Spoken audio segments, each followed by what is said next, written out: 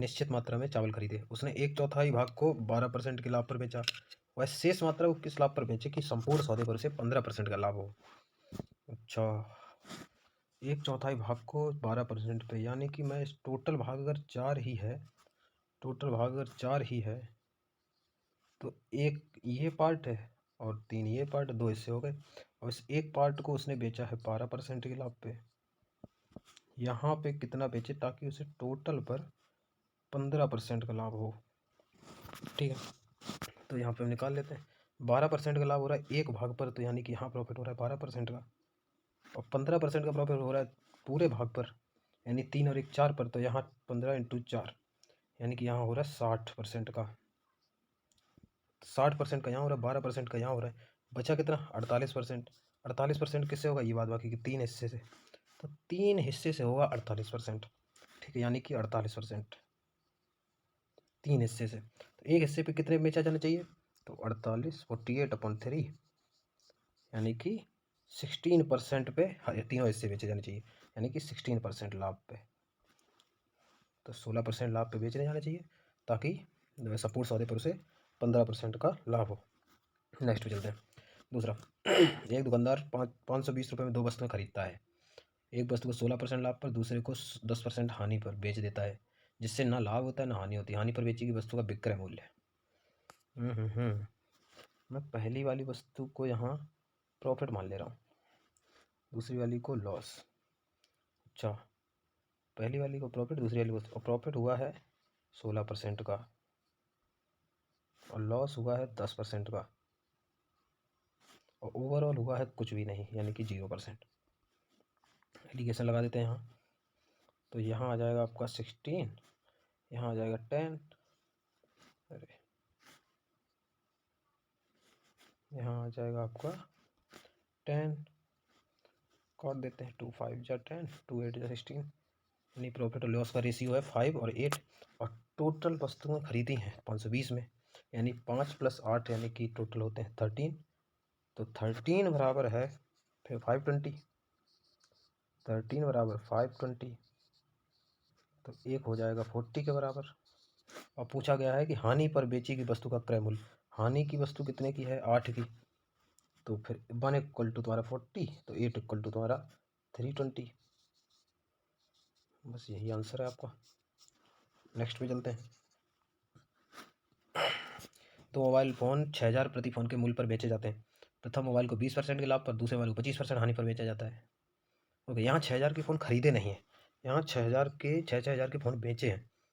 तो बताओ सौदे पर हुई लाभ और हानि का प्रतिशत। यहाँ 6000 खरीदे होते तो हम नॉर्मल उसी तरीके से करते, लेकिन यहाँ तो 6000 रुपये के फ़ोन 6000 के बेच दिए, यानी पहला फ़ोन 20% पे बेचा है, 20% लाभ, यानी कि 1/5।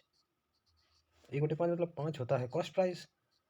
ठीक है, 5 होता है कॉस्ट प्राइस, 1 होता है प्रॉफिट। तो यहाँ से एस पी क्या हो गया 6, और एस पी 6 तो यानी 6000 का बेचा है, और हमें सी पी निकाल लेना है, तो 6 बराबर 6000, तो 5 बराबर हो जाएगा 5000। ठीक है, एक सी पी ये हो गया तुम्हारा। अगले वाले की बात करें, वो उसने 25% हानि पर बेचा है, हानि पर यानी 1/4, तो यहाँ पे ये लॉस है, ये वो सॉरी ये सी पी है और ये लॉस है। ठीक है, तो फिर यहाँ एस पी क्या हो जाएगा, यहाँ एस पी हो गया 3, और 3 बराबर 6000, हमें यहाँ से सी पी चाहिए 4, तो 3 बराबर 6000, तो 4 = ये 2 बार चला गया ना, 2000 बार, तो 4 2 जा 8000, यहाँ 8000, यहाँ 5000, यानी कि उसने खरीदे थे 5000 + 8000 के।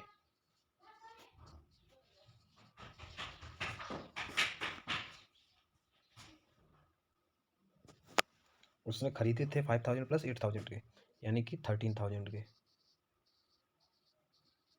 और बेचे उसने 6000 + 6000 यानी कि 12000 के, यानी उसे सीधी सी बात है 1000 का लॉस हुआ है।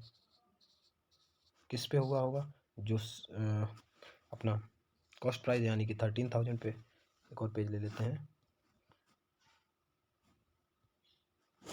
किस पे देखो, तो यहाँ पे उसका सी पी है 13000, एस पी है 12000, तो फिर लॉस ही हो रहा है। लॉस परसेंट कितना हो जाएगा? 1000 का लॉस हुआ, किस पे हुआ? 13,000 पे। तो निकाल लेते हैं। 2 जीरो चले गए, एक ये चलेगा। 13 7 जा 91, फिर से 91, 9 बच्चा, फिर 6 7, मतलब अप्रोक्सीमेट 7.7% के आसपास जाएगा।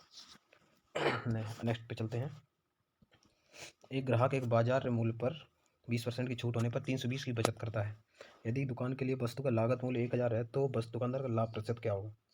ठीक है, अगर बाजार में 20% की छूट चल रही है तो उसे 320 की बचत होती है, यानी कि यही 20% तुम्हारा किसके बराबर हो गया?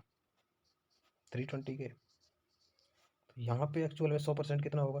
तो 5 का मल्टीप्लाई करेंगे, यानी कि तो यहाँ भी 5 का कर देंगे। तो यहाँ